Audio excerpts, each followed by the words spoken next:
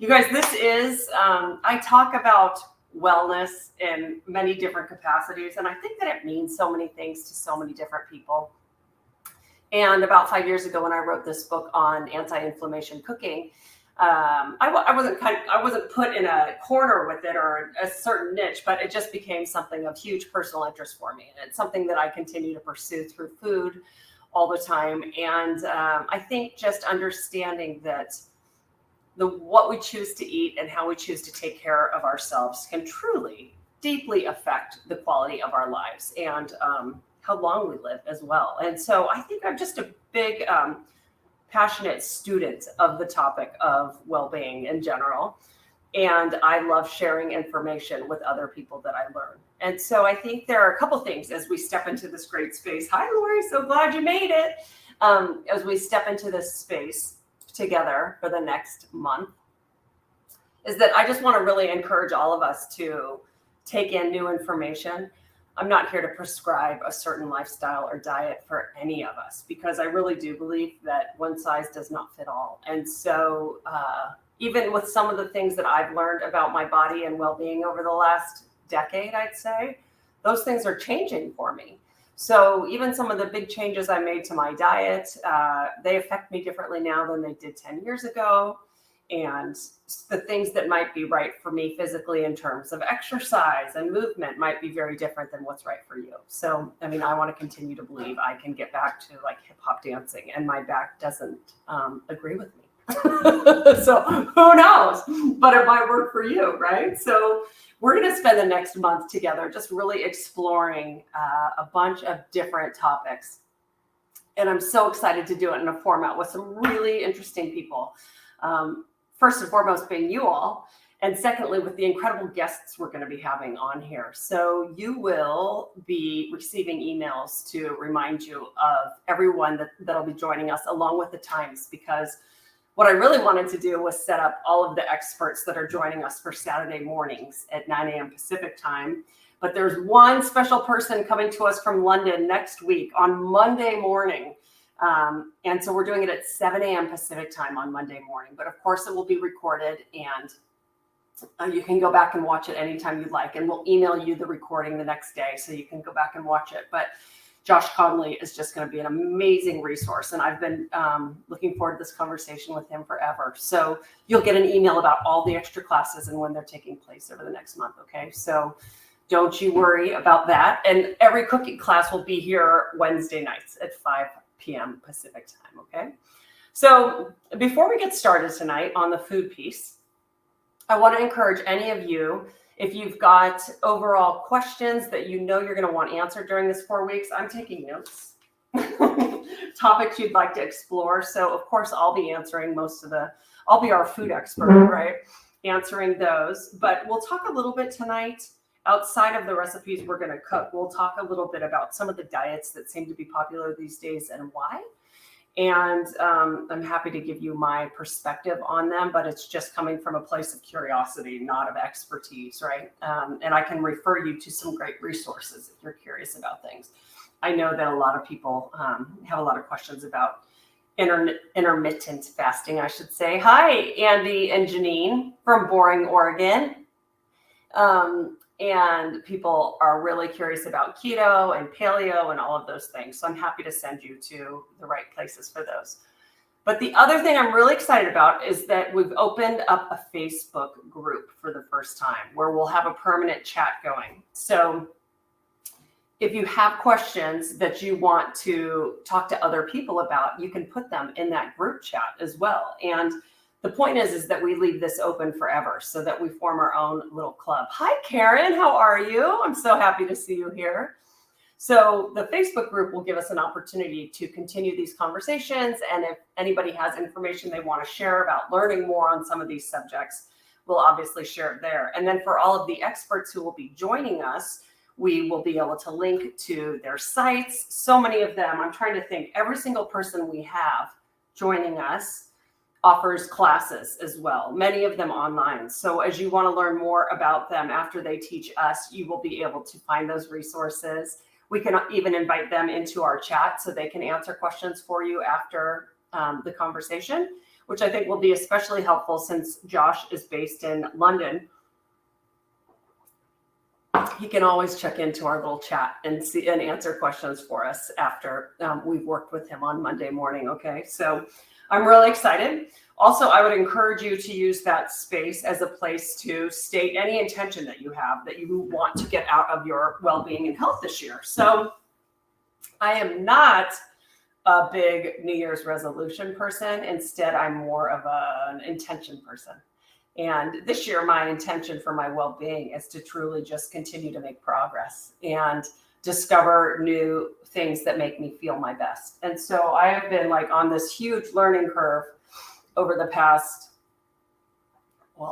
decade. I feel like the last year in particular has been a really huge time of learning for me about my well-being. And I made some big changes. I gave up alcohol over a year ago, and that has helped me, but it also exposed a lot of other health issues I was having, as funny as that sounds, because, alcohol can kill pain too. And so with some of these chronic health problems I've had, I've noticed that if I had a glass of wine or you have a couple of cocktails, you're like, suddenly you feel okay. Or I'd wake up the next day and not feel physical pain. So I've learned a lot about my body by eliminating some more things. And then you realize that it's not that glass of wine that was interrupting your sleep or causing pain or foggy brain or anything like that. So my intention, and I'll probably get a little bit more specific about it, is to, continue to discover new ways to feel better and to share them with people. That's my big one, is to share it with everybody else. So not keep it to myself if I find something that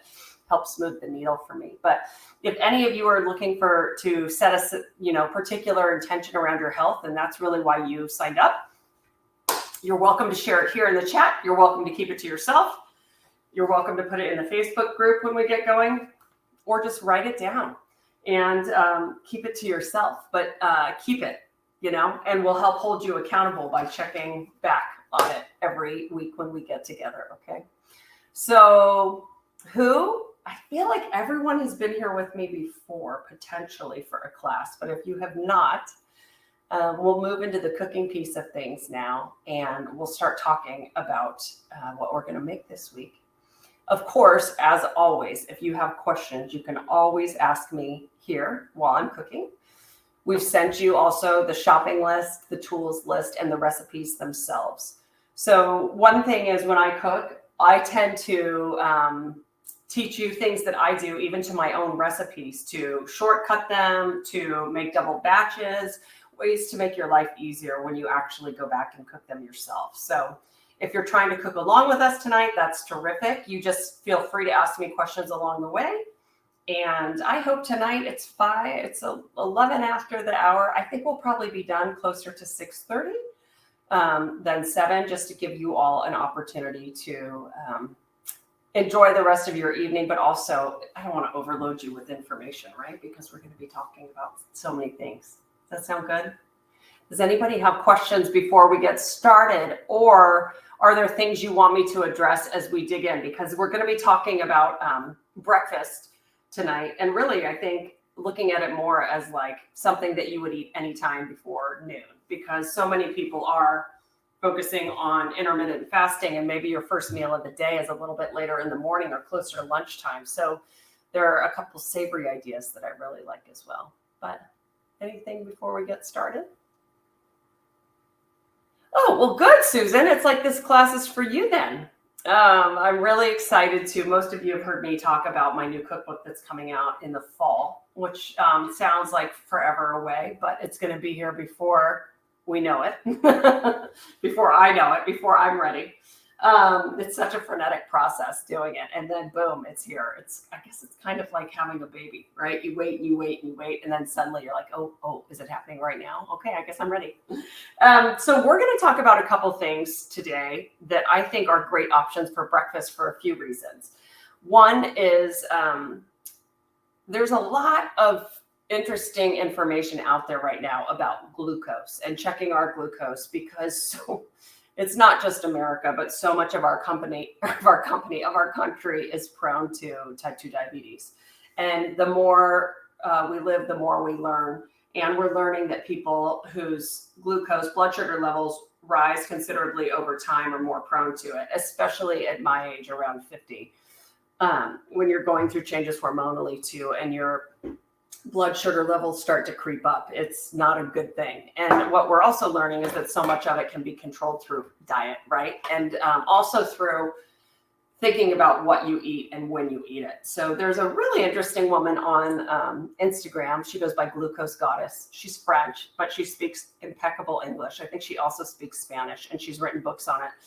But I really enjoyed reading her work because she talks a lot about the order in which you eat foods to keep your blood sugar stable. So, if you drink alcohol or eat sugar on an empty stomach, what that does to spike your blood sugar, it's pretty awful. But then she'll show studies of when you eat like the vegetables first and then the meat and then you have dessert, and it's just this nice steady, and then it kind of comes down like that. So I'm really interested in all of that. And she talks a lot about what you choose to eat for breakfast, because so many things that we associate with breakfast can spike your blood sugar and leave you starving a couple hours later, and you crash, and then you just want other food.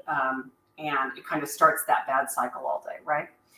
And one of those foods that she talks about are oats. And I think that's so interesting because everybody thinks of oats as like health food, right? Which they can be, but for a lot of people, they mess with your blood sugar. And I remember always when I was little, my parents would be like, eat some oatmeal before we would like go do some physical activity. And I would be starving and miserable. And it would just spike my blood sugar too much. But when you combine those oats with savory ingredients that might have some protein, fiber, and those things, they can be a fabulous breakfast for you. I'm reading what Andy and Janine have to say. Benefits larger morning and middle day meals and light for dinner. Yes. Okay. Yeah. It's such a great point. We're going to talk about that more too, because I think what so many studies are showing is that with this idea of intermittent fasting, where you're just eating in a designated time period during the day, there's a lot to it as well, where if you stop eating 3 hours before you go to bed, how much better that is for your body, because it allows your, what's the word?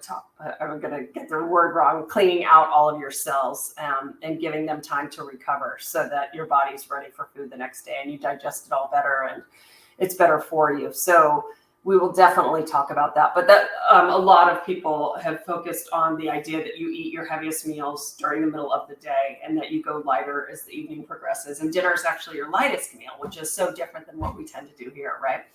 So whether you are using breakfast as a wake-up thing to get up and get going and get out the door, or you're choosing to do something like intermittent fasting, where they're finding that if your body can get used to going 12-ish hours, 12 to 14 hours without food, you might not have your first meal until 11 a.m., 12 p.m., right? So I wanted to share some of these ideas with you that are great. And as always, if you are part of House of Haas, you know how important it is for me to make things that are easy for people to accomplish, because I think that one of the biggest things I hear about why people don't cook at home is that they don't think they have time to do it, or that it just takes too much time in general, or it costs too much money, or it's hard. And none of those things have to be true. So I have got a couple recipes I'm excited to share with you that can be done if you're running out the door. The savory oatmeal is actually one where if you really like the oats cooked this way, you could do a double batch on the weekend, and then you could just reheat them during the week, which is amazing. And they could go with the things I'm going to do, like a poached egg and some chopped greens, prosciutto, or you could add all kinds of different things to them. You could add nuts. You could even go a little sweet with them if you want, but I'm going to do them savory today, and I'll talk about that, okay? Then we're going to do a smoothie with acai, which is a really popular superfood. And I talk about, I don't add a lot of refined sugar to that because, again, I'm not looking for ways to spike my blood sugar. I want to feel okay. It does have frozen mango in it as well, which is really sweet. So we'll talk about that and other alternatives. I have a recipe for cinnamon cashew milk if you want to make your own. But then for the chia seed puddings today, I'm just going to try this coconut milk that I bought because I'm a huge fan of coconut milk, which I usually buy canned for recipes, which is full fat, pretty rich, right? But today I didn't do the shopping. I had someone at Whole Foods do the shopping for me, and they brought me this unsweetened original coconut milk that's organic. So I figured I'd try it, and we're going to see how it tastes too. Because another thing is, I don't want you all thinking that you have to make everything from scratch in order to take care of yourselves. It's just not realistic for so many people, and it's not even realistic for me. I use a lot of things that I might buy nut milks like this. I'll buy canned versions. Well, I'm not pressing my own coconut milk. But what I'm always curious about is what can I find that's convenient that is not loaded with bad ingredients, right? Like preservatives. And so that's the other reason I wanted to try this. And see, there are some things in this that I don't like already. So I'm glad I got it because now I know. And this is why, this is why I prefer the canned, actually. That's just the coconut milk. So let's dig in, shall we? I think what I'll do is I'm going to start cooking the oats first because they take about 20 minutes. And then we're going to I'll make the chia seed puddings because those take, the point is to make them overnight so that the chia seeds expand in the liquid and they turn into that little poppy, crunchy sensation, which I love so much. But we'll let them sit while we're making everything else, okay? So I'm just going to get these oats going. And I've already measured. I did my homework for all of you. So these are steel cut oats, and I want to show you the packaging. I'll go get it. But steel cut oats are different than rolled oats in that, look at them. They're like these tiny little bits. And it's truly how they're cut, right? Can you see that? These have more fiber the way they're cut, and they are delightful. It's a textural thing for me that takes longer for them to cook. But I think they're delicious and they're really creamy. And so I'm going to cook these, believe it or not, in chicken stock. You could cook them in water. You could cook them in milk. You could prepare them any way you do like a typical sweet oatmeal. You could boil some water or milk and put some spices in there with it, like cinnamon. That would be delicious if you do a little bit of like honey or maple syrup, or you could finish with that. But for this savory recipe, I've got some chicken stock and I'm already simmering it. So we're going to do that. And all I'm going to do is stir these in and add a little bit of salt. And then we're going to let them cook for about 20 minutes. I'm trying to set up my camera so you all can see me. That's the next thing coming in 2023 is high definition for these classes. So I'm working on my camera setup. So thanks for all of you who bear with me as I do the camera work around here too. We all deserve an upgrade, I think. I'm just adding about a half a teaspoon of salt to this because my chicken stock, I happened to make it the other day. That's another thing I'm obsessed with doing is just making chicken stock. I just buy a whole chicken and I cook it while I'm prepping other things for the week. And it doesn't take me any extra time because I'm already moving around in my kitchen. And then the flavor of the chicken stock is just so much better. But you certainly don't have to do that. There are plenty of brands out there. Stock's bone broth. There are so many great bone broths out there. In fact, I'm talking to one of my favorite companies tomorrow, Fond Bone Broth, about doing some work with them and hopefully giving some away to you all.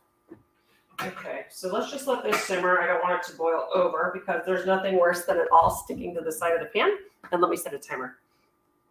Siri, set a timer for 15 minutes. I'm just going to sit here for a second and make sure it comes up to a simmer before my gas cooktop is really sensitive. And so it's like it'll come up and then you turn it just a little bit and then it comes down too much. So let's see. Yeah, that's going to be good. I think it's going to be good. If anybody sees it boiling over, you'll ask me, right? Okay. All right. So while those cook, let's skip ahead and we're going to go to the chia seed pudding. And I'm just going to get this going. So there are a couple ways you can do this, which I love. You can either put them in little individual serving glasses, right? So if you wanted to be all fancy, this is literally the easiest thing you can do because you can just add your chia seeds and whatever liquid you're using, add a little sweetener if you want it, or spices. A lot of times I'll use a blend like pumpkin spice blend, which is basically all of the sweet blends we like. A sweet blend of things like cinnamon cloves. What else is in there? Ginger sometimes, just all of the basic warm spices that are used in baking. So I'll do that, or I'll just put a little cinnamon in with it. The other thing you can do is you can make bigger batches and put it in a glass jar like this. So the recipe that I gave you calls for 6 tablespoons of chia seeds and 2 cups of whatever kind of milk you're using. So I'm actually going to do half of that in here. I'm going to do 3 tablespoons of chia seeds and a cup of this coconut milk, and let's see what we think, okay? If I had more time today, I was going to make everything behind me green, just for wellness. It's fun to set it like a little stage, right? Okay, so these are the chia seeds I use. They are not, well, when you see how much this makes and then how much comes in a bag, I mean, it's quite a bit. So I'm going to do 3 tablespoons, which I believe is a serving. We're going to find out. 3 tablespoons is a serving, and it's got 9 grams of fiber, which is 1/3 of your fiber that you need for an entire day. So fiber is such an important part of good health. And so this is basically an amazing amount to get started with.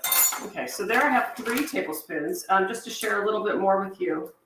Only 9 grams of carbohydrates. So if you're interested in carbohydrates or you count macros, that's good to know. That's only 3% of the daily average of carbohydrates. But when people start talking about intermittent fasting and certain diets for hormone regulation, a lot of people talk about a low carbohydrate diet. And the most extreme ones are 25 to 50 grams of carbohydrates a day. So you can see that 9 grams is not a lot, right? Okay, now I'm going to take a cup of that coconut milk. If I had made the cashew milk, which we're going to talk about because it is so easy to do, I could use that instead. But I'm just going to pour this right in here. And then I'm going to add just the tiniest bit of maple syrup. It's like breakfast for dinner around here, huh? Okay.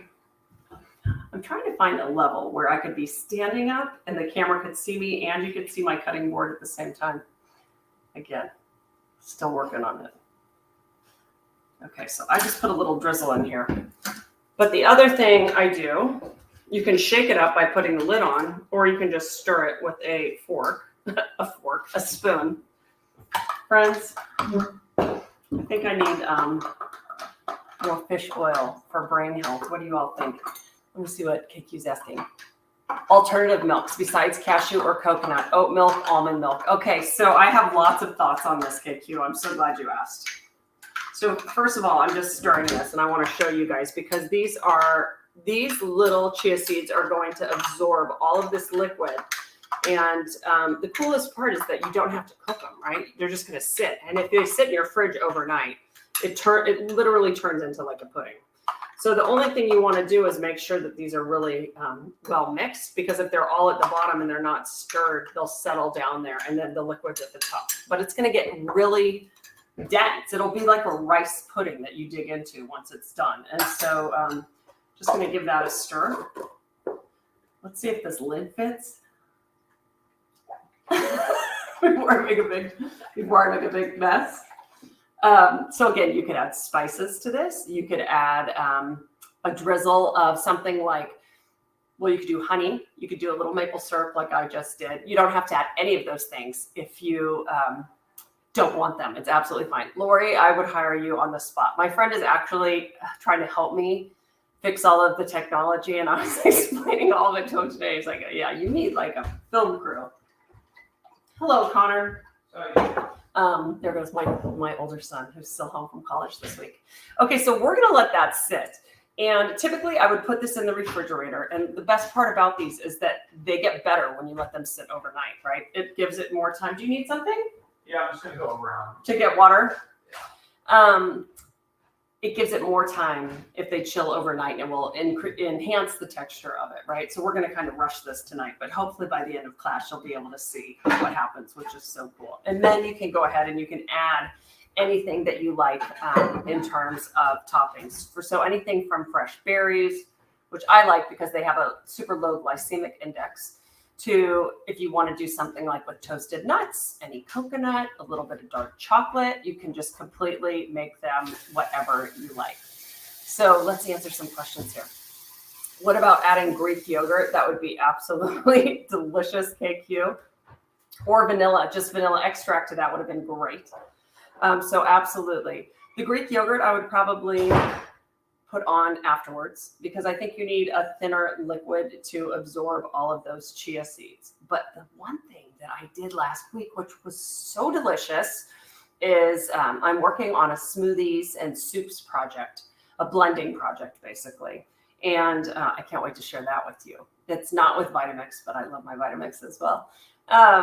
But we would add like a tablespoon of chia seeds to the smoothie and blend it, and everything, the texture of it was so creamy and amazing. It's like it pulverizes the chia seeds, but it adds that fluffiness, for lack of a better word, and they're absolutely delicious. So that's a great one. But yes, absolutely add Greek yogurt to them, and then you could add the berries to the top of that.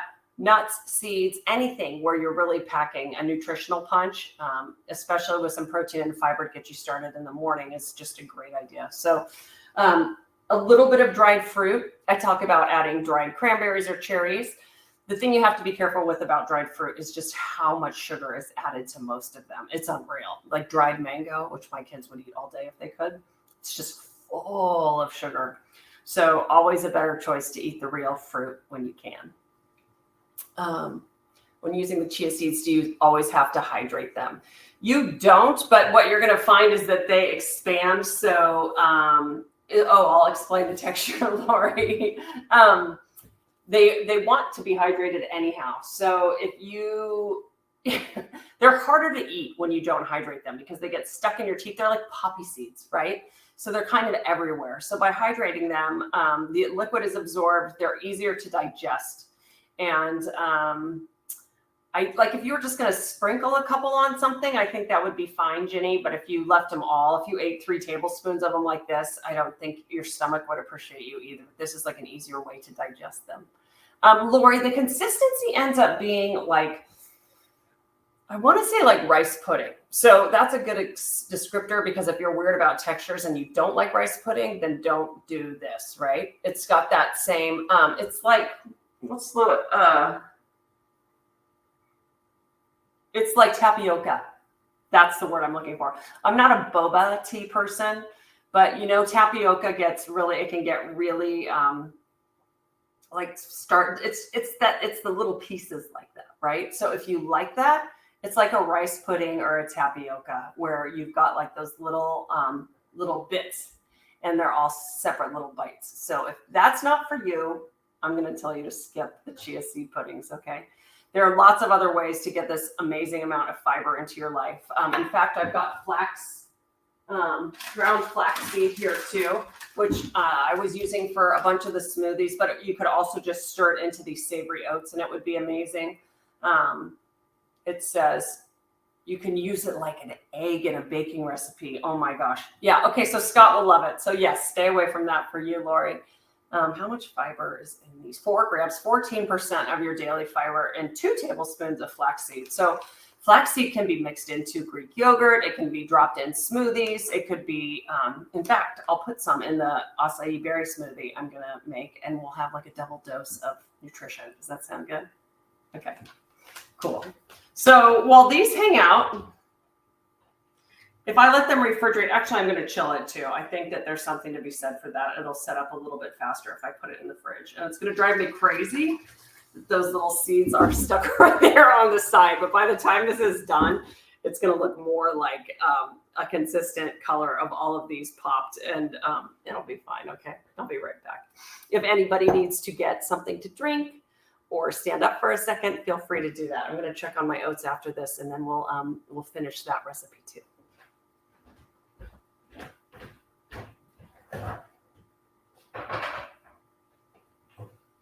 Did I get my greens? I did get my greens. Okay.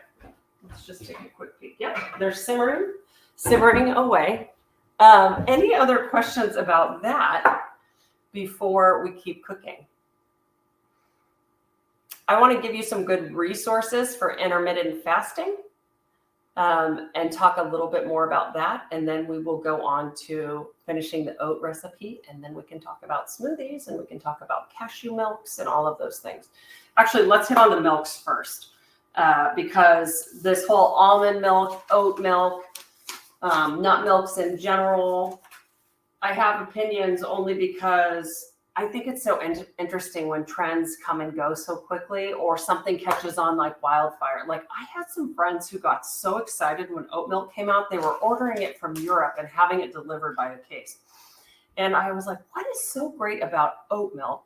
And I started to think about it. I'm like, do I want to eat oats, like unlimited amount of oats every day? And like anything else where you take it from its whole state and you turn it into a liquid, it's kind of like, is there any nutritional benefit of drinking these things, right? And also, I'm always like, what else do they have to put in it to turn it into a milk or to preserve it, right? So that you can open a bottle of it and it stays fresh. So I was just curious about oat milk. I didn't understand why it was such a big deal. And then I understood why people were kind of up in arms about almond milk, because it takes so much water to create, to grow almonds. And so they were like, this is ridiculous that now we have to drink all this almond milk because it's hard on the environment. So that I understood, right? But from a health perspective, here's my take on all of these alternative milks. You should gravitate towards something that works for your body, and then find one that's not full of all the gunk, right? Or figure out how to make your own. And that's why I've gone towards making cashew milk, because you don't have to pre-soak it like you do for almond milk and let them sit overnight and strain the water and all of that. Cashews are softer. And so what I do when I make mine is I let them soak, don't tell anybody, for like 15 to 20 minutes, instead of most recipes tell you 2 hours, 4 hours, blah, blah, blah. I don't do that. I pour hot water over them and I let them sit for about 15, 20 minutes. And then I just whiz it up in the blender and you're done. In fact, I'll do one for you after I make the smoothie, because it's that easy. The other thing is if you like the consistency of it being like really almost thick and creamy, you don't even have to strain it. But if you don't want any sediment in it, you can strain your cashew milk and get a thinner milk, right? So I like making this one from scratch because I know I'm not adding any other garbage into it. But if you like the taste of a nut milk, or you like the taste of an oat milk, or rice milk, soy milk, any of these things, all I would recommend is that, one, you're looking for organic, because when things are organic, they're not genetically modified. So that's a really big one with soy milk and soy of any kind. It's the soy that we started running into problems with is the kind that's got junk added to it, right? And was potentially genetically modified. So for soy to be organic, they can't have messed with it in Mother Nature, which is great. Plus, you're guaranteeing that there aren't any pesticides, right? So I always say, if you want to drink a milk that's something different than cow's milk, goat's milk, dairy, go organic and look for labels that have as few ingredients as possible. And if you're curious why there's carrageenan in something, look it up, Google the ingredient and see why it has it in there. The thing I like about a lot of these companies now is that they're being really transparent about what's in them and why. And so I just like the fact that we can kind of make an educated decision, right?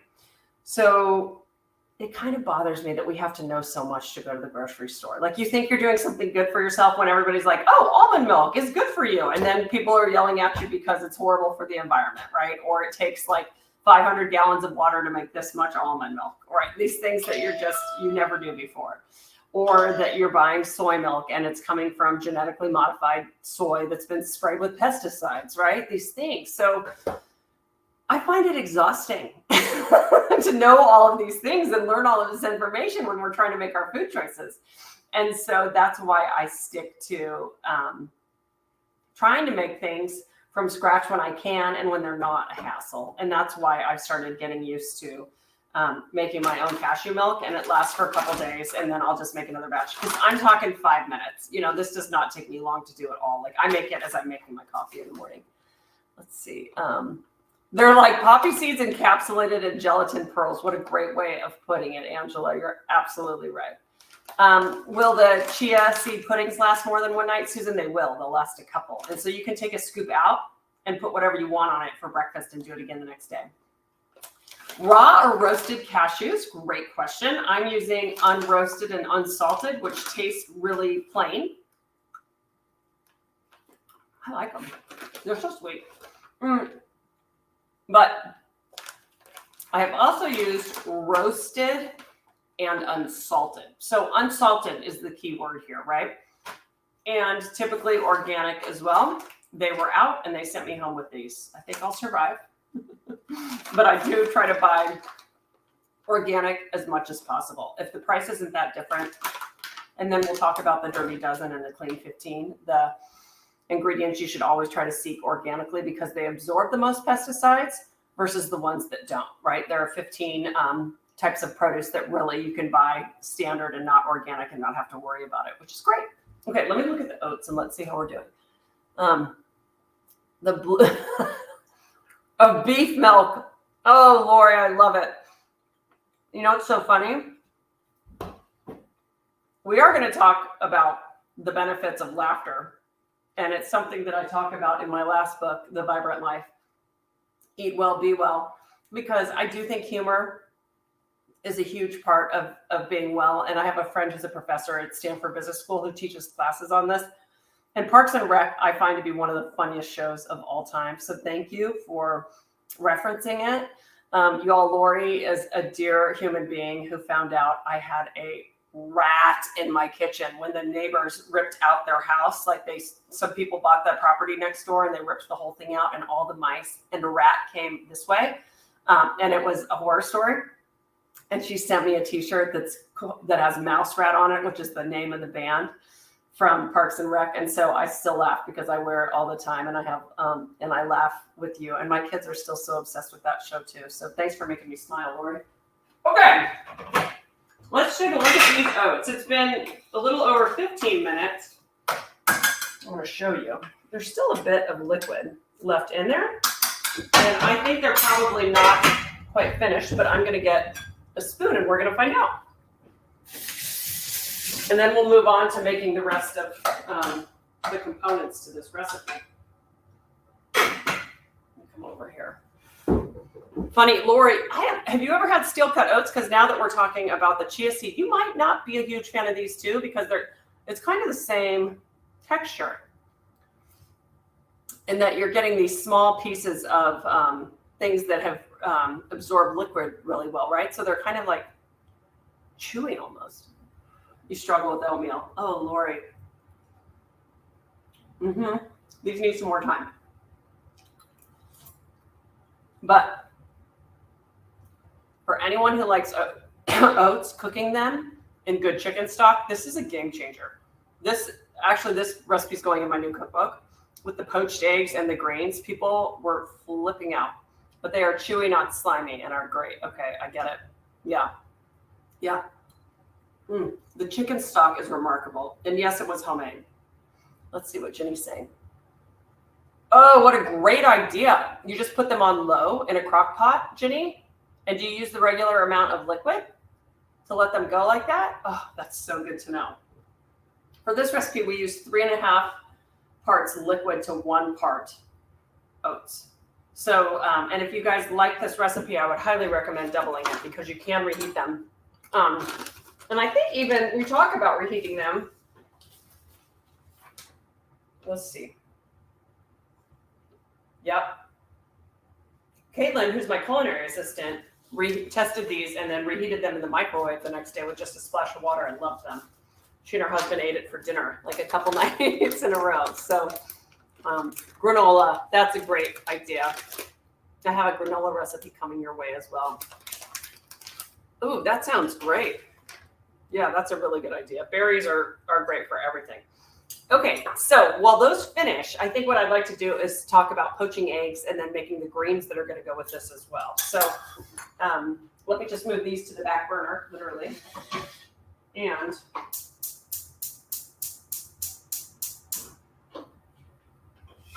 we're going to get some other water going up here for the poached eggs. Everybody good? I'm going to let this simmer. Turn this down. Let them go about another 5 minutes. And let me set this. Oh, you know what? That's a great point, Angela, about freezing them. Hold on 1 second. Siri, set a timer for 5 minutes. She's going. You could absolutely freeze them. And you know what people do, which I love, is that you can freeze them in put a liner in it so it's easier to get them out, but like muffin tin size. And then like little bricks. They sell them like that, I think, at Trader Joe's, don't they? They're like little hockey pucks. And then you can microwave those to heat them up that way, and they're perfect. I love eggs. So you can do that. You can keep them in the refrigerator for a couple days. So it just depends on how quickly you want to eat them.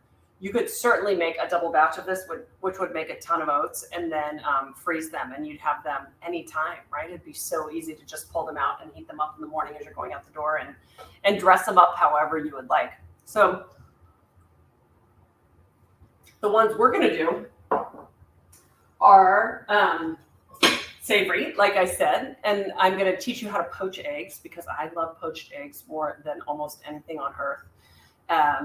But you could serve them on their own. You could do them you could go savory and do like some toasted nuts and seeds on top of them.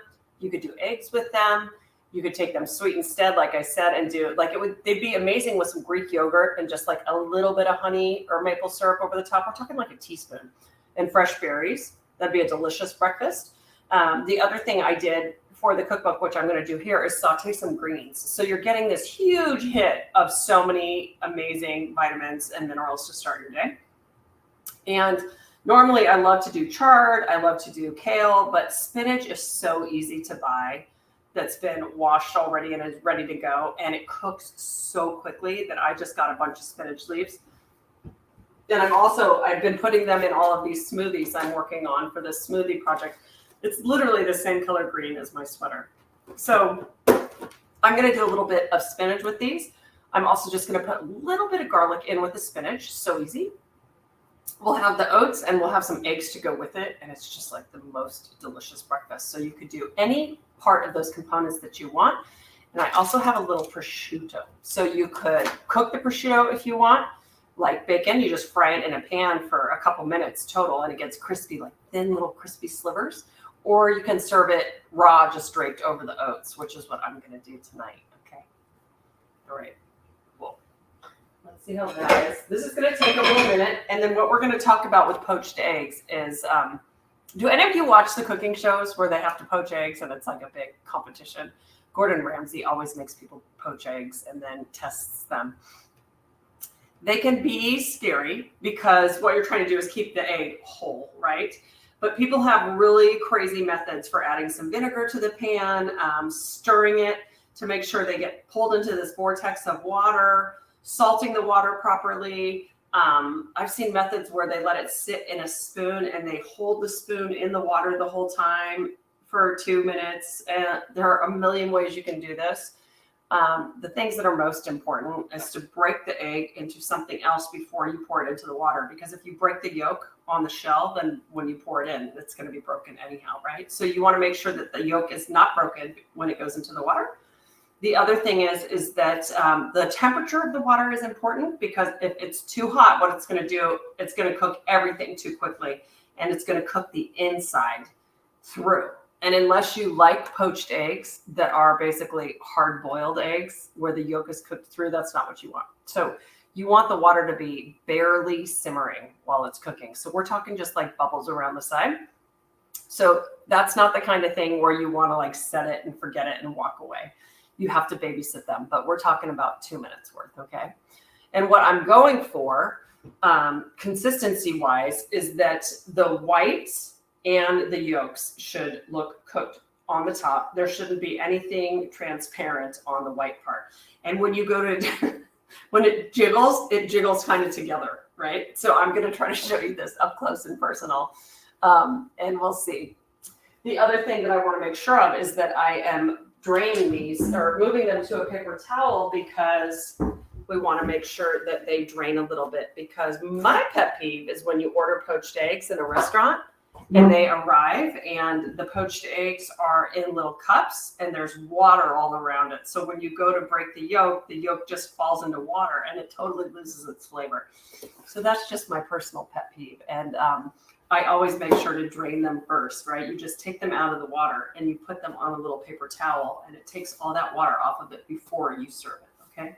So these are the little things that are gonna make you a pro.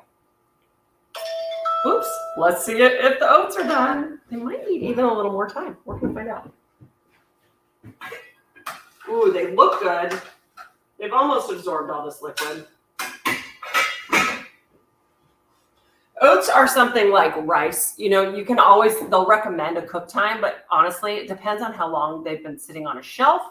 There are so many things that can play into how long it takes to cook them. Just like anything in life, right? Like a lot of people I work with who are used to cooking a lot of animal proteins will remind me that depending on how long the animal lived, what it ate, what kind of seasons it lives through, that changes everything about the meat itself. And so no two animals are ever alike. The same thing goes for grains, vegetables, they're all different, right?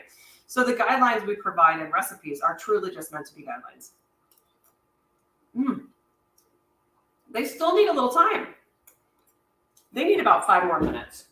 So let's just give them 5 more minutes. Siri, set a timer for 5 minutes. So that's going to be, I set it for 15 to start, and I believe the recipe says 20. We're talking 25 to 30 probably. Let's see. 20 minutes, yep. And it says add a little more liquid if necessary until the oats are cooked. I think we're probably going to be good around 25 to 30 minutes. But I also love that slow cooker idea. That's so brilliant. So, okay. While that's happening, I'm going to cook the greens for us. Let me just move this computer a little bit so you can see me with my fancy camera work. We're going to come this way a little bit. Okay. And now this is going to be interesting because my cooktop has been acting up. It's real life over here at House of Haas. And so it's been making, it's like a spark plug issue, right? Where it starts sparking. So a couple of things. I'm going to crack my eggs first. So those are ready to go after I do the greens. And then I'll saute the greens for us. Okay. I am going to crack. Here's the other thing you want to think about is that you wouldn't want to crack these into the same bowl, because what if I cracked this one and it was fine, and then you crack the other one and it breaks into that bowl, and then you can't use that one and you're trying to fish it out, right? That would be kind of annoying. So we're not going to do that. Karen, giggling water. Oh, that's hilarious. I love that. I'm always going to remember that. I love that. Laughing water and giggling water. That's fantastic. Okay, we want giggling water, right? And I do have a compost going, which is, of course, behind my computer. Okay, let me get one more little bowl for the other egg. For some reason, I have to do 2 eggs. Oh my gosh, you guys, I'm just seeing these. How cute would this be to do the oats and then a little bit of the grains and an egg on it? This would be the cutest serving dish. I might just have to do that for kicks. Now, vinegar when you're poaching eggs, I'm not even going to use any today. I used to use it methodically, and I don't know if it makes that big of a difference. Most chefs will tell you that it helps set the whites and set the shape of the egg. But I have found that when you stir the water before and kind of get that vortex going before you add the eggs, that kind of helps shape it.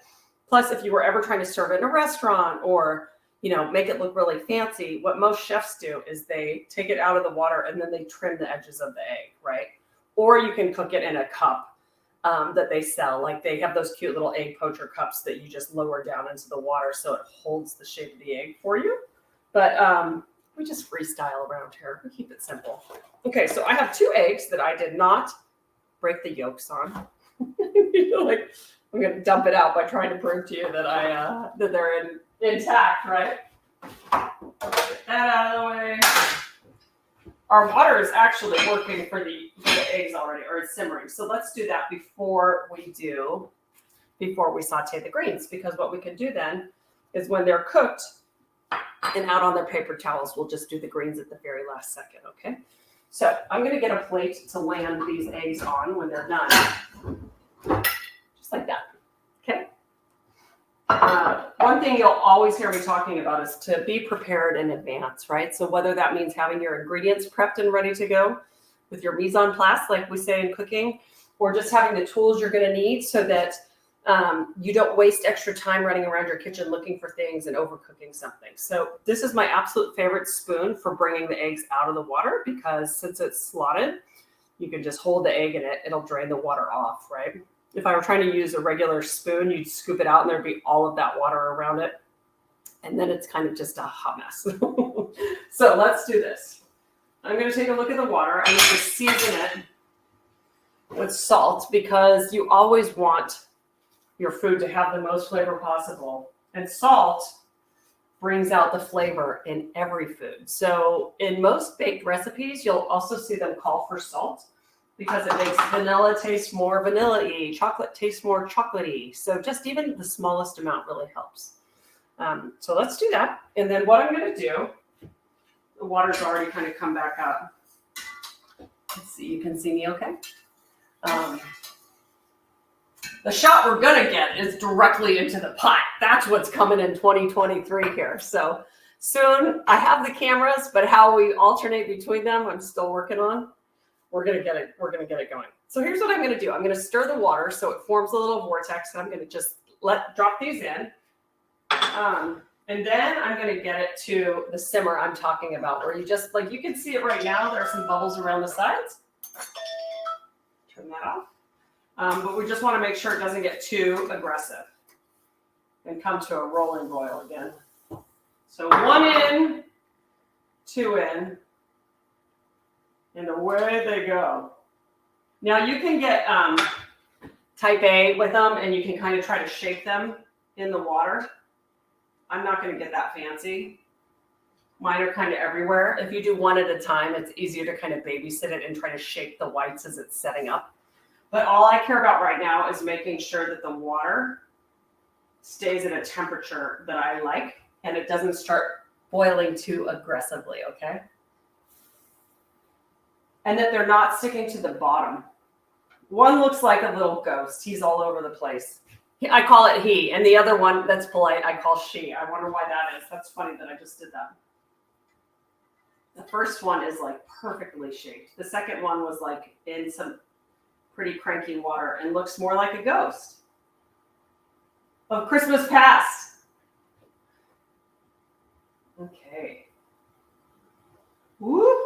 But they're holding their own, and there's just a little bit of bubbling happening here. If it goes to a rolling boil, you've kind of lost it already. It's going to overcook the yolk. So these are looking good.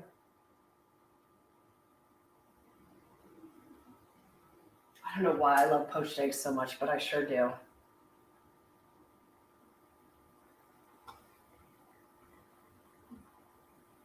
That one looks good. Oh, this one looks really good. Oh, it looks perfect. It's already done. Can you see that? Oops, there's that one little piece. I'm going to put it right on there. This one cooked really quickly as well. This one, because, well, let's flip it. This one not quite as good because, like I said, I threw it in kind of violently. But what you can see how this one's perfect. This is the first one I did. This one went in to the boiling mess. I'd give that one a C, honestly. And that's because I threw it in and it kind of hit this one. So you can see why it's worth doing one at a time. Or if you're just having one egg, that's fine. I got greedy. And this was probably in water that was like moving around a little too aggressively because I was stirring so much. But the yolk is still going to be delicious on it. This one I just like when it has that perfect little amount of film over the top. So let's set these aside.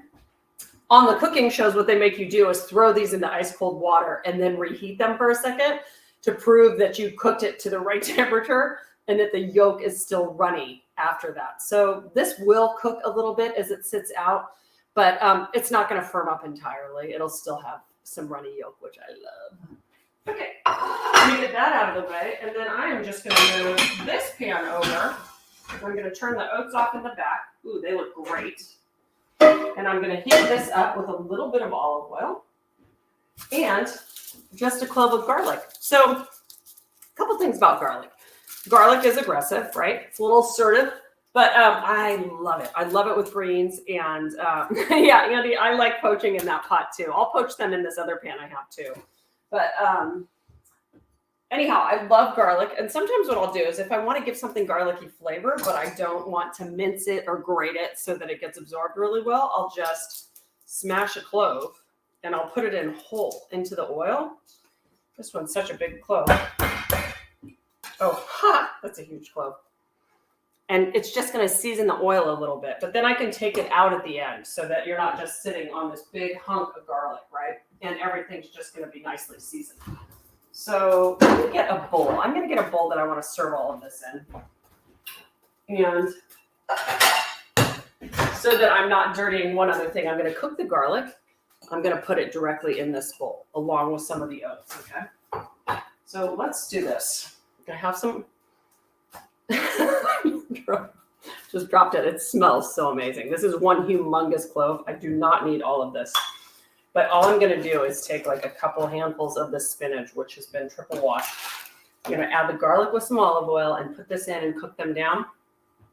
In the meantime, I'll put some of the oats here, and then I'll land the greens here, and I'll put the eggs over here and drape a little prosciutto over it. Okay, that is nice and hot. Let's turn on the fan because I make the smoke alarm go off in here all the time. Not looking to do that. I just want the garlic to kind of sizzle in the oil. In fact, I want a little more oil just to kind of cook the garlic. There we go. And salt, and that's all I'm going to use. If you wanted to add some lemon zest, that would be delicious as well. You could just zest a lemon over the end. Do that. I love how quickly spinach cooks. I mean, we're talking like 30 seconds. Salt, move it around once or twice, and we're done.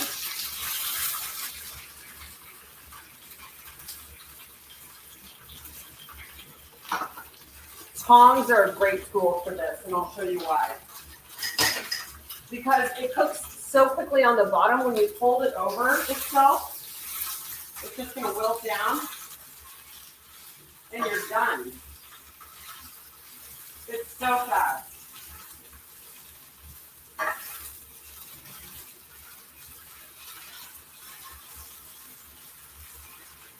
I like my green theme tonight.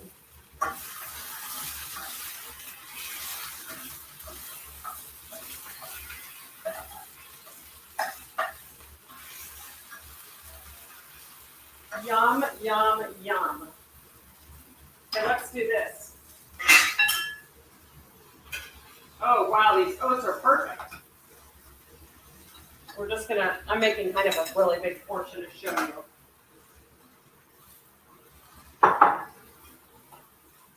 Then we're gonna take a little bit of this, a little bit of this, and a little bit of that. Can you see how much that cooked down? This is why spinach is so great. Sauteed in the morning if you want it with eggs or anything else. Just absolutely packed with good things for us. And cooks so easily. And then let's take our pretty egg. See, it's easy to handle by the end. I'll still open the other egg for you to show you how it turned out. But I'm going to just finish this plate up for you. I fried the eggs with a little cooking spray. Oh, you're right. Oh my gosh, that's so funny, KQ. For the book, we fried the egg in olive oil or just cooking spray. Right. Like sunny side up, which is so funny that I just reverted back to doing poached. I love poached eggs so much. Oh my goodness.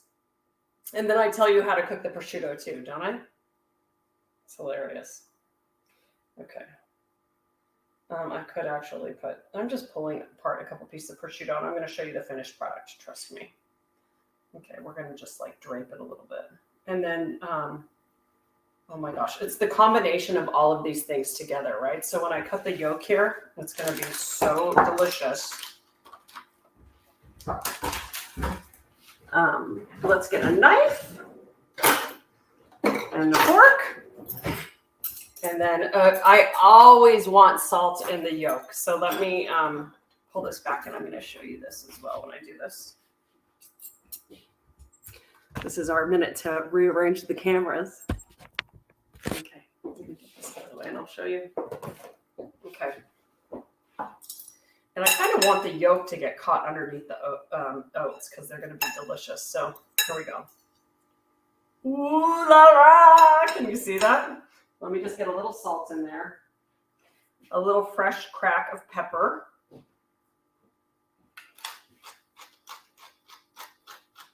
And then if you wanted to drizzle more olive oil over it, you could, certainly for the oats as well, if they seem like they need a little bit more liquid. Ooh, pretty, right? Here, let's clean it up like I'm a real chef, shall we?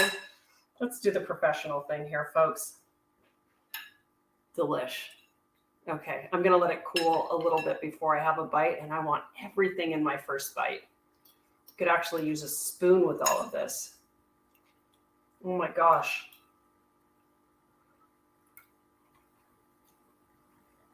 I think that this is one of my best inventions of all time. I don't know why I decided. Oh, I know why I decided to do this, because my editor on the book, Kim, said, why don't you do a savory oat recipe? And I was like, okay, that sounds fun. She was right. I could eat this all the time. All the time and be very happy. So there's something about the chicken stock that makes it absolutely delicious and savory, unexpected, but it absolutely works. And then with the fried egg, poached egg, however you like them, it'd be delicious. And it's just unexpected, right? This would be a great brunch idea if you wanted to have people over, because you could just let the oats cook slowly. You could do the eggs however you'd like. And then the spinach takes literally no time. And then frying the prosciutto, Karen, absolutely. You can fry the prosciutto in a pan like this, and literally it cooks up so quickly, faster than bacon because it's so thin. And it's paper thin, and it just gets super crispy, and it looks beautiful placed across the top of it like that. But I just draped some of the prosciutto raw over it, which I love as well. I love prosciutto and melon. So if you're in a hurry, I actually prefer my prosciutto raw. I think I'm just used to eating it like that. But if you want it cooked, you absolutely can. And it's just it's a showstopper. This is honestly one of the best things I've ever made. It'd be great with roasted veggies. And Lori, that's the other thing. You can use any greens that you'd like. If you've roasted veggies, another thing I like to do for breakfast a lot is dice a sweet potato or any yellow waxy potato that you like, toss it with olive oil, roast it in the oven for like 10 to 15 minutes with any herbs or spices you like, or just salt and pepper. You can do that with carrots. You can do it with parsnips, turnips, sweet potatoes, regular potatoes. And then those are delicious with the eggs, with the oats, any combination like that. But this, I'm having one more bite and I'm setting it aside because I could eat this whole thing tonight, and it is absolutely delicious. I think I've identified what my dinner is going to be. My kids, not so much. They'll be eating dinner, I think. But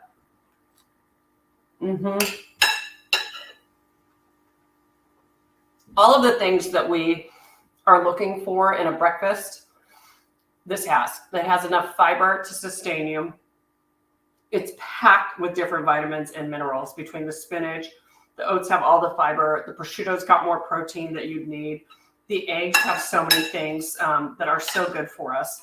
If you're watching your cholesterol, we can talk about that as well. I think the thing that's interesting is how many studies they've been doing about cholesterol and heart health in regards to eating things like eggs, good eggs that are responsibly raised, with chickens that have been eating good ingredients for us versus eating processed foods and what that does to our cholesterol as well. So it's an interesting conversation for sure. And I'm seeing that I left one of the huge cloves of garlic in it. I don't want to eat that. Not that anybody cares, but I don't want to hurt anybody with my garlic consumption tonight, right? It has to be everybody or no one doing it. I'm reading Andy and Janine's notes. Oh, I'm so glad. Oh my gosh, we'll just keep poaching eggs forever then. You know what I'll do is I'm going to do, for any of you who are on Instagram, or if you have an Instagram account and you just want to follow along, I'll be doing something every day for the next month on Instagram that's wellness focused, and I'll be doing poached eggs because I'm obsessed with them. Scrambled eggs are the best. Ruth, I love scrambled eggs too, and I like soft scrambled eggs now that I learned how to do it right. Or a French omelet where they're just barely scrambled and then you turn it into a beautiful omelet. with lots of veggies added to the scramble. I can get into that too. But if I had to pick on my deathbed, I'm going poached. I said it here. Karen, next time, right? Okay, I'm gonna set this aside and we'll do the smoothie, okay? I'm having one last bite. I can't help myself. Okay. Again, for those of you who don't know me, I would get fired from a professional restaurant, and my chef friends have told me as much because I don't keep my workstation tidy, and I'd be fired. But I just get so excited about what I'm cooking that I get distracted. So I'm just going to put these things away. Ooh, let's just check this. Now I bet it's cooked too much. Nope. Oh my gosh, it's still beautiful. Get it off that napkin. Salvage it. Ah! That egg is really good. Oh my goodness. Perfect. I have a friend who literally fries eggs and she like pushes down on the yolk until it's just blistered cooked through, and we disagree.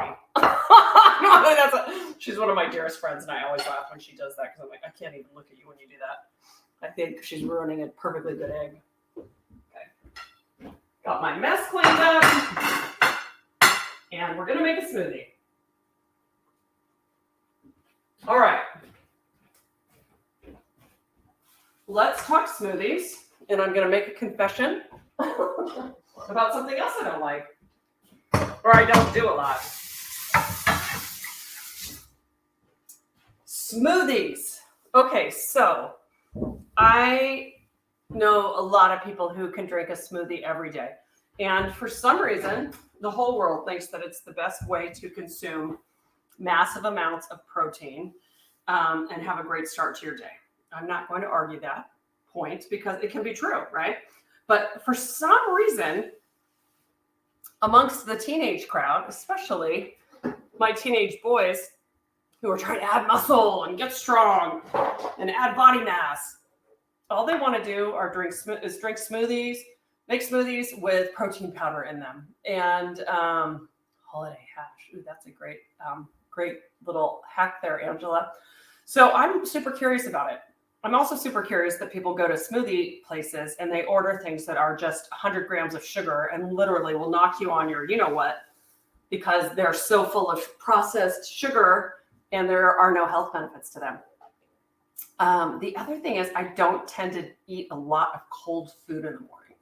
So smoothies are not something that I've typically been drawn to. However, the whole world wants me making smoothies. And I just did the smoothie project, which was so fun. So here's the great part. You can put anything in a smoothie and it can taste delicious a lot of the time. Secondly, you don't have to put a lot of garbage in them to make them tasty and delicious and good for you. But I think that most of us have just relied on things like, like when we order them, people are putting ice cream in them or sorbet in them, or they're adding so much sugar that it's more like a crazy sugar treat than something that's nutritious. And so the recipes that I share typically for juices and smoothies are very straightforward. This one has mango in it, which is great, but really sweet. And so the thing I like about this recipe and why I wanted to share it with you is that you can decide how much of these things you want to put in. And I use very little, I use more berries and acai, which is the lowest glycemic fruit, I think, even more so. It has less sugar than blueberries in acai. So it's great for you. You can control the amount of mango you want in it. And because you're pureeing all these ingredients and not juicing them, you're still getting some of the benefits of the fiber from it. I see Ruth is asking, a higher carb smoothie with a protein powder added can help balance the glucose spike. You're right about that. Oh, yay, Lori, I'm so glad you're liking the acai smoothie. Terrific. So I have a couple of acai smoothies going around. I can't remember what's on my website versus what's in a book versus what's in my last book. I get very confused with my own recipes. But I like this one, and I'm going to mix it up a little bit for you right now. So this one calls for the cinnamon cashew milk, which is the recipe I attached to this. You certainly don't need to do that. Last week in our testing, we were using a lot of coconut milk. We were using a lot of coconut water, or we were using unsweetened nut milks. And so for kicks, let's try this coconut milk again that is unsweetened.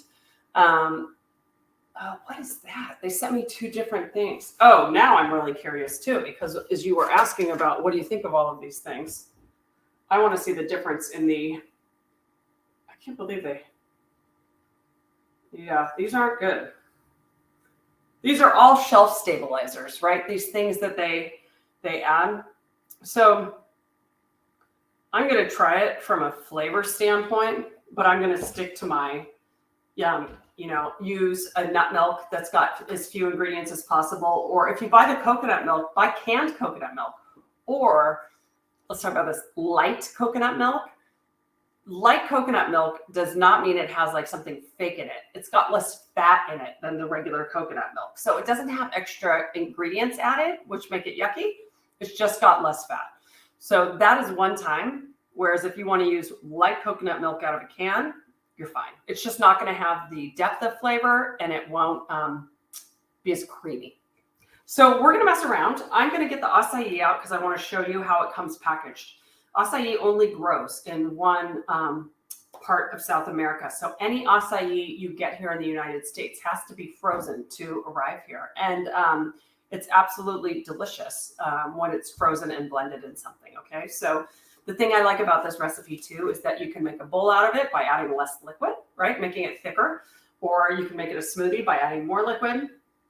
And again, acai is a superfood and it has I don't even know if it has any sugar in it. It's like the only fruit on earth without any sugar. So let's get the nutritional facts out and we're going to just mess around a little bit.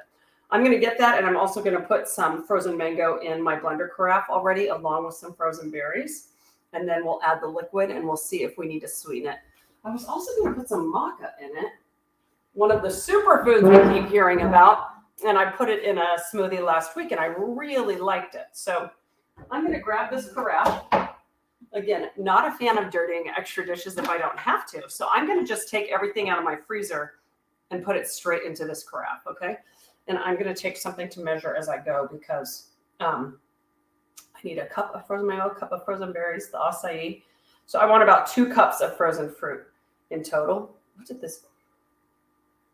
It was like, was that the coconut milk I had in here? I'm going to rinse it out just in case. Okay, so please go get yourself a drink or anything else you need while I measure these things for us.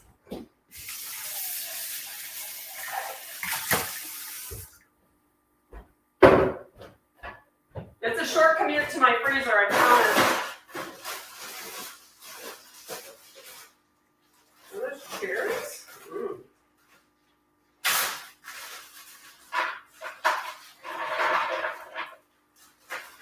Okay, cup of blueberries. I need my acai pack, which is in here somewhere.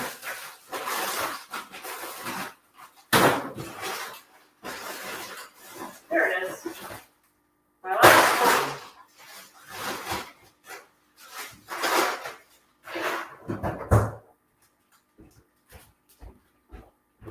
Okay, I've got about a cup of frozen blueberries here.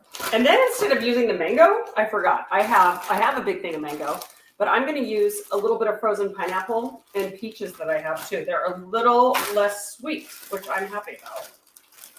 Let's just pour those in. Yeah, that's about right. The thing is, since there's so much volume in between foods when they're frozen, it's really hard. We're eyeballing it when we say 2 cups. The only way to really get an accurate measurement every time would be to weigh it.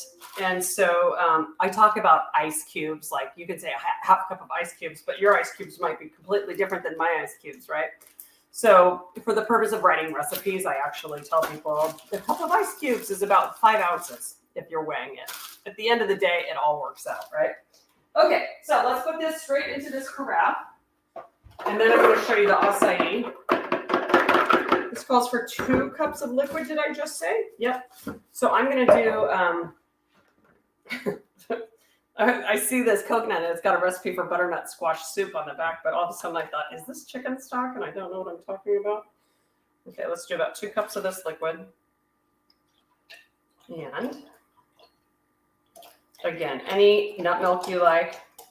I like full fat milks. The other thing that came out about almond milk is that it's like 90, 5% water, right? There's not a lot of flavor. There's not a lot of anything in it.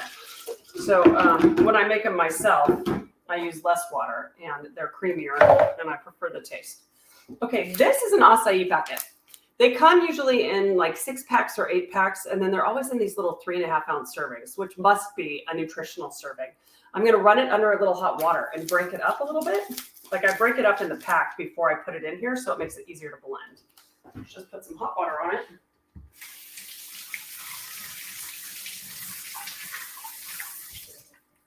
And then my scissors. Okay, I can feel that it's broken up a little bit. These are really, they're like beets. They'll stain your hands, right? So, or your clothing. So you just want to be careful that you don't pour it on yourself. I don't know why I'm not using an apron. I like to live on the wild side, live on the edge. Okay, I'm going to show you what this looks like. And let me get this for this.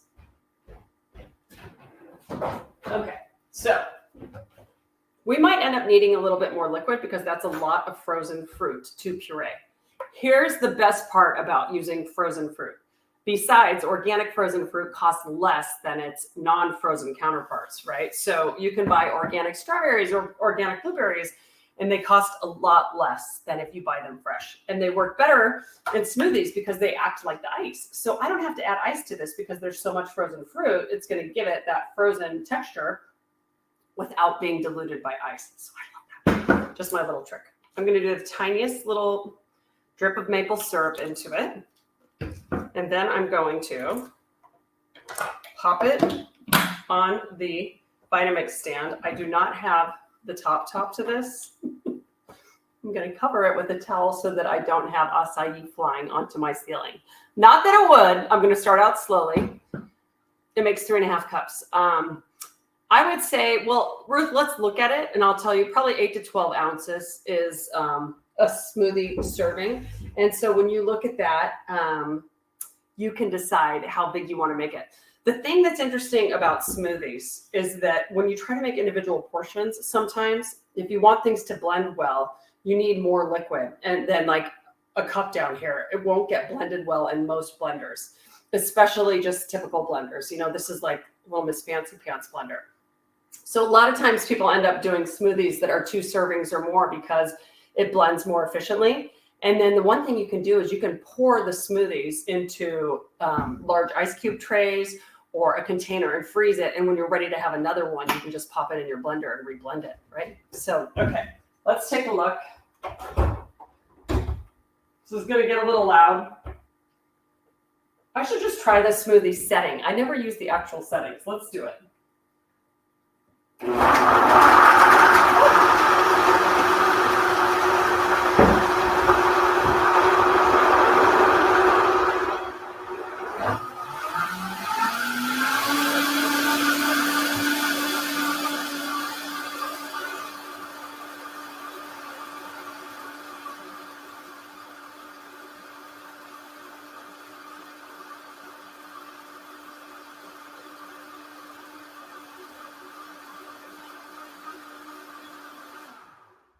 Is just perfectly blended. It's like I've done this before. Let's take a look. Okay, so yeah, I'm going to put it in a regular size. This is an 8-ounce cup. So let's just make that serving and see what we think. Yeah, it's probably, to be honest, about 3 servings. I mean, I think I usually call about 8 to 12 ounces a smoothie, right? If you're doing this and it's your only form of breakfast, I usually go on the larger side. I'm thinking about when I make them for my kids, right, Ruth? But let's see here. I'm just getting a straw because it's a little bit thick. It's delicious. Wow. Delicious. You could certainly add protein powder to this. Oh, I meant to add spinach, because spinach blends up so nicely. And if you have a high power blender, like a Vitamix or the other blender I'm going to be showing you soon, which I worked with, you will be shocked at how well it purees the spinach, and you can't even taste it and you don't feel it. It's just the texture of it is gone. It just becomes completely smooth. So It's amazing to be able to add spinach to smoothies and get that extra health boost. I have to say, I'm not opposed to this coconut milk. I am because of the preservatives, but using it instead of a nut milk, it's delicious. Coconut water is another thing that we have been using a lot in smoothies, which is absolutely delicious and pretty neutral tasting. So you don't get like that pina colada taste, right? You don't get much of that at all. I use fresh spinach for it, Ruth, and it works so well. It works so well. Literally just take a couple handfuls and put it in any smoothie you're making, and it's a great addition. So I love doing that. So I love this. You could also put some flaxseed in it, and you'll get a little bit, what's the description? Mealy is a bad word. I'm not trying to say mealy. You won't taste it much. Nutty. You might get a little bit of like a nutty feel to it. But if you want to add it for the health benefits, you absolutely can. And oh, how funny. It even says it's nutty. Ours is organic, mildly nutty, and so easy. Sprinkle into oatmeal, pancake batter, tossed salads, marinares, and hearty soups. Wow. And baked goods. But yeah, you can definitely put some of this into a smoothie if you wanted to as well. Or chia seeds like we talked about. Which reminds me, let's go. Ooh, peanut butter for sure. Jenny, I have a smoothie recipe coming out in my new book that's kind of like the chunky monkey thing. So it's got frozen banana, peanut butter, a little cacao powder, some nut milk, and it is so delicious. Oh my gosh, it's so good. I'm going to try that with coconut water this week and see what we think. Oh, I'll report back on that on Instagram. I think I might make that tomorrow morning for my son's breakfast, and we'll see what we think.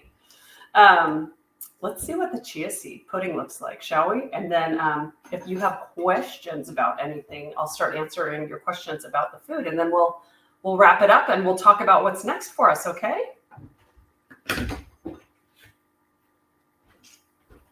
Let's see here. It still needs more time, but I'm going to report back on the flavor profile. Oh, Michelle, I'm so glad. Oh, and Angela, the alternative to the $8 to $12 smoothies. Do you know? I'd love to show you how to make the cashew milk cake. I'll do that right now. That there's a juice shop, which shall remain unnamed, that opened here, and it went out of business fairly quickly. It's a chain, and my kids were so offended by the pricing. They would yell at me if they found out I went there. It closed during the pandemic, and I felt badly for them because, you know, it's like they probably had 20 customers a day to start. So they didn't have a lot of business. And then the pandemic just wiped them out. But it was $14, $18 for a juice. It was like this big. And so, yes, these are, I should do the dollar amount of what it costs to do this smoothie, because the acai, I want to say, is like $8 to $10 for 6 packs of it, right? And you just use 1 pack for multiple servings there. The other frozen fruit, this is probably like a $6 endeavor, $5 to $6 for multiple servings, right? So that's a really good point. Erna, you're going to try it. Oh, wow. Yay. Good for you. That's amazing. Will you report back on how it's going, please? I just have to say this, and then I'll make the cashew milk.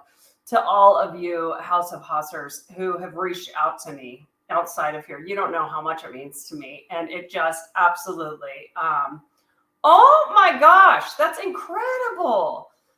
Share more for sure. But so many of you have reached out just to say thank you to me, or that I have made your life a little bit better just by starting this business. And I can't, that's exactly why I do it. I've just had so much fun connecting with so many of you. So I'm really excited to meet some new people. Oh, let's do that. Let's do the cost analysis. I mean, this is not a lot. Actually, I'm going to do the whole thing, and I'm going to include the cost of homemade nut milk in it as well, KQ. How would that be? Let's see what Erwan's saying about him. Like Harrisburg. Wait, Angela, is this in LA? Erwan is opening in Northern California, I've been told. So that's hilarious.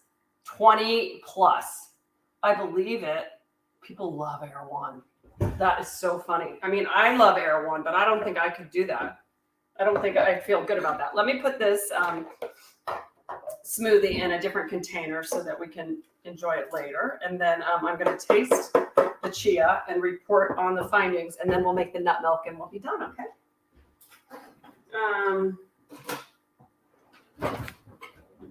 And I'm going to prove how easy it is to make the nut milk even when you don't. 1 pint of milk. I mean, that's just insane, right? Yeah, they're not done. They're still a little crunchy, but they're delicious. Lori, Erewhon is a market that started in Los Angeles. Venice, I think, to be exact. Oh, I have food on my new sweater. And it's like healthier than healthy. And people love it, but it's just ridiculously expensive. And so, but they have really good, they almost like took my recipes and turned them into prepared foods there. So I can't make fun of them. They just have like the healthiest of healthy things and supplements and prepared foods and alternative diets. And I think Gwyneth Paltrow started talking about them a lot because she'd be like talking about coming from the Goop headquarters and just buzzing over to Erewhon to get some lunch. And it's just become really popular. And so I think there are probably a handful of them in the Los Angeles area now. And rumor has it they're coming to San Francisco. And where else? I think they're going to open in a couple cities. Kind of interesting. Let me just rinse this out and we'll make the nut milk.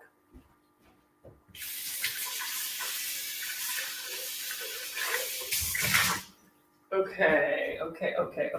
So we have that. We've got this. I've just got so many things to eat here. It's very exciting. Just trying to get them out of the way so I don't spill anything. I gotta say, I used a little bit of that pineapple. It's delicious. The spinach would have been perfect in there. You wouldn't even taste it.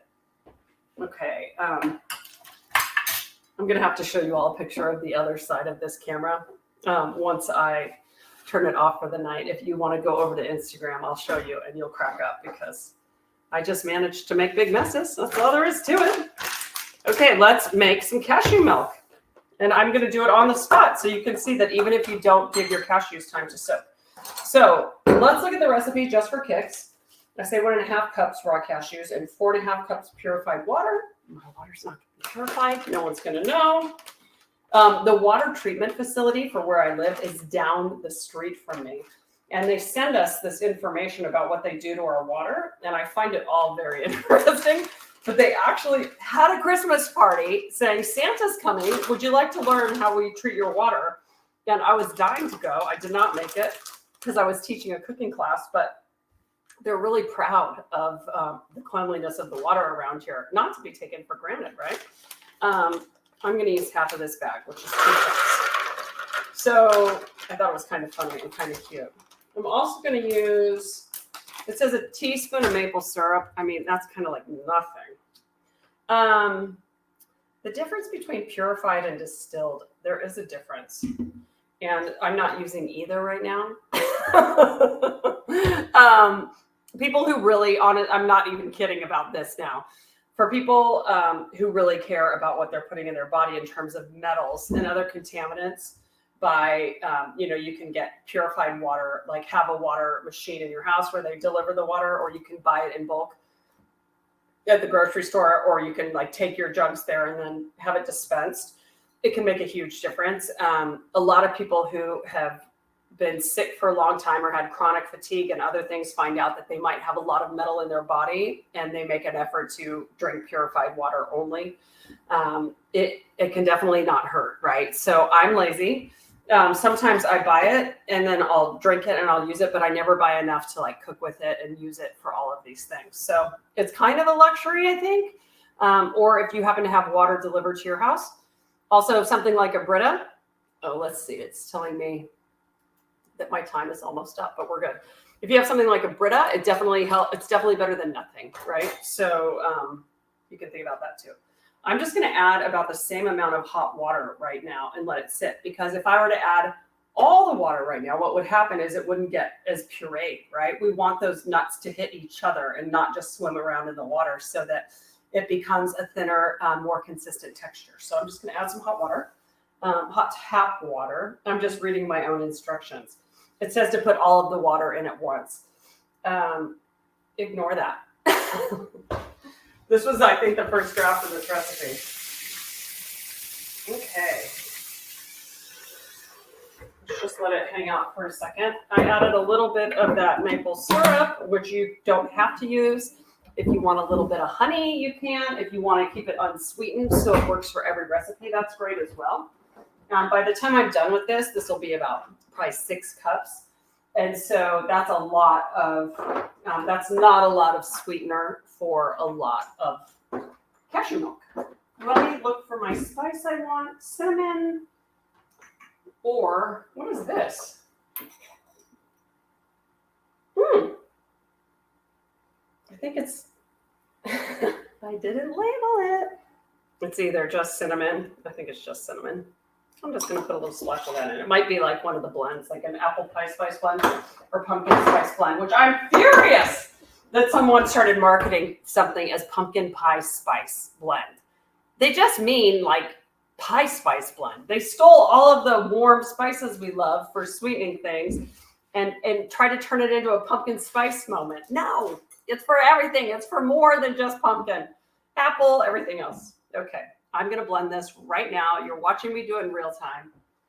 And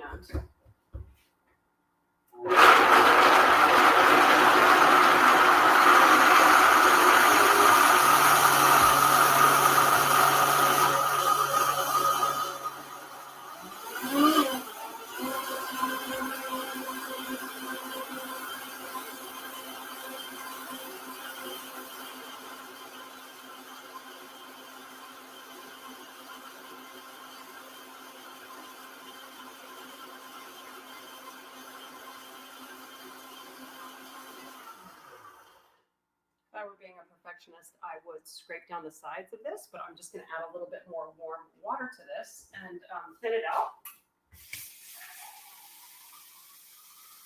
This is about 2 cups more. I might want more than this.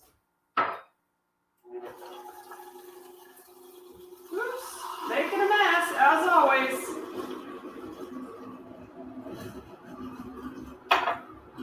See, I get fired.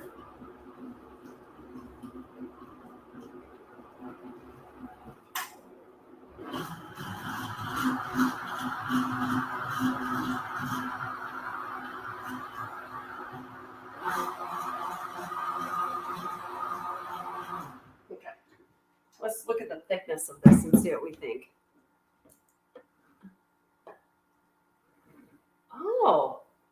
Oh, the difference between roasted and raw cashews. I love that you're asking that question, Andy and Janine, whichever one of you it is who's asking it.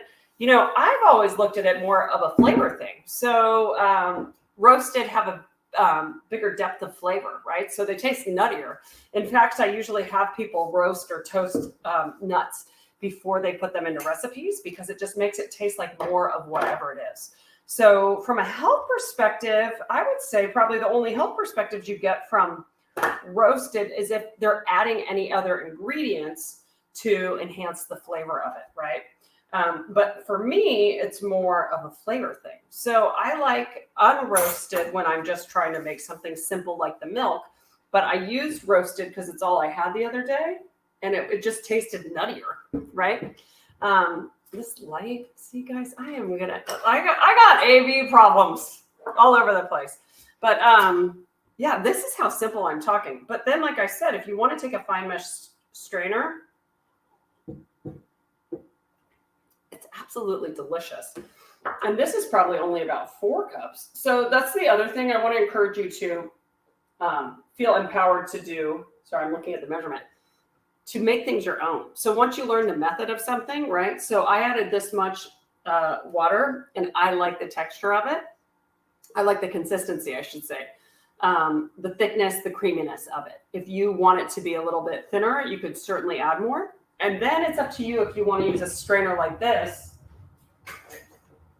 to strain it and get out any of the sediment, right? What happens if you don't strain it is all of that kind of settles at the bottom of the container in the refrigerator. And it almost after like 3 or 4 days gets kind of like gluey consistency. So if you don't want that, or if you're not going to use it in a couple of days, I recommend straining it. You could absolutely freeze it, KQ.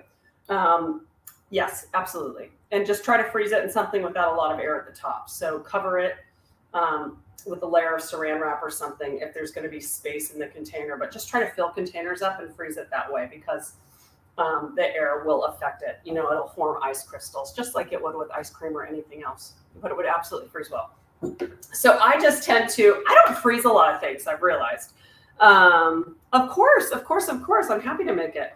It's because I will do this and I'll use it quickly, right? Like I put this in my coffee every morning. And so something like this will go, I'll make myself like a little mini batch, right? Like I'll use probably half the amount of cashews I just did and add some warm water, some spices or sweetener if I want it. I usually add a little maple syrup to it like I just did. And then I brew my coffee and I just add that in and it's so delicious. It feels so fancy. And the coffee company, Breville would kill me if I told you this, but I froth my nut milks too. Most of these companies that make espresso makers tell you do not froth nut milks or rice milks or any of those. Like they don't guarantee you that it will froth properly, especially when they have sediment and things like this. But this froths beautifully in my Breville, I can't remember the name of the machine, but it has a frothing attachment and it's amazing. So I make myself these little lattes and they're delicious. So you've learned all my tricks for breakfast, haven't you? Now, do you have any questions before we wrap up this delightful first evening of cooking together? I'm going to try a little bit more of it. If you make smoothies too, this is definitely worth making. Oh, the Breville Blueser. So, you guys, I have so many appliances and I've worked with Breville a lot in the past. And so I do have their Blueser, which is a blender and a juicer, but I'm using the Vitamix blender tonight. I'm working with another company I'm so excited to share with you for blending and juicing, which is just remarkable. But that is not out yet. So that's top secret. But I do like Breville's Blueser if you want a 2-in-1 machine. It has one motor and then it allows you to juice and it also allows you to blend. You just change the mechanism on the top. And then the coffee maker I have is Breville. The microwave / convection oven I have is Breville. I have their waffle maker I'm obsessed with. I love Breville products. I have worked with them for years. And when I was at Williams-Sonoma, I did so many product videos for them. And then my first job here after I remodeled my kitchen to work on my own was for Breville, and they came here and we shot product videos here. So yes, huge fan of Breville products, but more on the blending and juicing front to come from somebody else very soon, which I'm really excited about. If you guys ever have product questions, you can ask me. I love recommending products. Most of the products you see in my house, sometimes I work with these brands and they give me things for giveaways for you all, but I'm very rarely under contract with them. So I can just share. I never do business with a company whose product I don't believe in. It's part of the reason I work for myself. And anything I have here is because I love it. And so I'm laughing because I have Heston cookware, I have Le Creuset, I have Stove cookware out, all my knives. I love recommending products because after spending so many years as the culinary director at Williams-Sonoma, I had a chance to almost try everything. And now in my life here, I get the chance to do the same thing. So I'm always happy to share my recommendations with you and give them away as well, which reminds me, I owe KQ a coffee date so I can give you your prize from before the holidays. And then in this amazing wellness class, I'll be announcing my giveaways here within the next week or so because we have some amazing product vendor friends, and I just have to finish asking all of them for donations. And so stay tuned because there will be so many great things coming and probably some exciting products along the way, like I said, of businesses that aren't really sponsoring this, but just want to kind of participate, right? So I can't wait to share those with you. And what else? I really hope that over the next couple of days, you'll be getting lots of emails from us because we just want to make sure you have access to all of the information. So whether it's this class tonight, if you want to go back and rewatch it, or if you have a friend taking the class and they didn't get to join us live tonight, they'll get all the information they need to go back and watch it. And then also to let you know what's coming up. So today is Wednesday. So Saturday morning at 9 a.m. Pacific time, we'll be doing our breathwork session with Catherine Chess, and she's actually going to come to my house to do the session so that we don't have to do it we don't have to split the screen. So nice of her. She doesn't live that close by. And so she's going to come. We're going to do it together from here, and I'll be her little working example. Because when you do breath work, I should warn you, it's very, if you follow her direction, it's kind of intense. And so you want to be able to have a place where you can lie down. And I don't think she has you put a pillow behind your head because you want to be flat. But it can also be emotional for people. It is remarkable to me that when I start to breathe, oh, Ruth, you'll have to go back and take it by yourself. I'll do it again with you if you want. But it is remarkable to me how you can physically feel the changes in your body happening. The first time I did it, I sat up and it was like energy was just leaving my hands. It was just this crazy, I felt electric. And a couple of the other people doing it with me had the same response. A lot of people find it very emotional, like very heart opening, as they say, and that you want to cry a lot. Other people feel euphoric. It's just a really interesting experience. Don't threaten a good time. So we're going to have a blast on Saturday, and you will get an email about that. And for all of these classes, there will be separate links on Crowdcast. We switched back to Crowdcast when I wanted to do Zoom because it's like one more thing to learn how to moderate, and I didn't want to mess it up with all this great information. And so we'll have information on that. And then Monday morning, mark your calendar. This coming Monday is when we are going to have Josh on from London to discuss humanizing your emotions. But he's also a certified breathwork specialist. He's also, I don't want to give it all away, but I tagged him on Instagram today in my stories if you want to follow him. He talks a lot about trauma on the body and how to process it.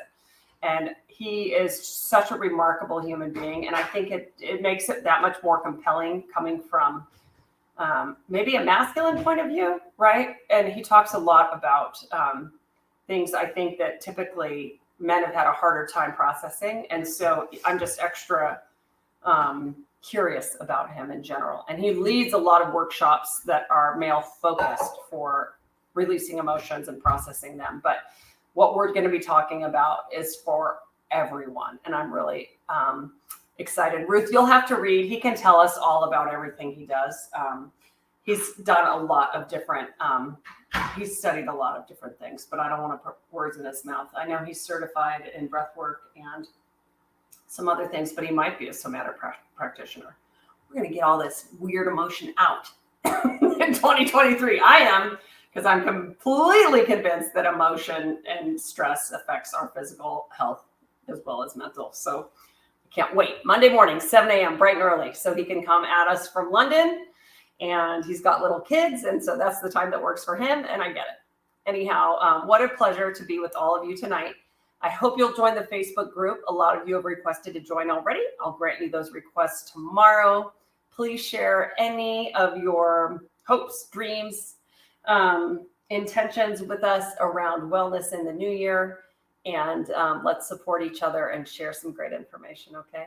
So with that, I'm going to say cheers with my acai smoothie. And thanks, everybody, for joining us for the first class of the first annual House of Haas Wellness Workshop. Have a great night. Bye.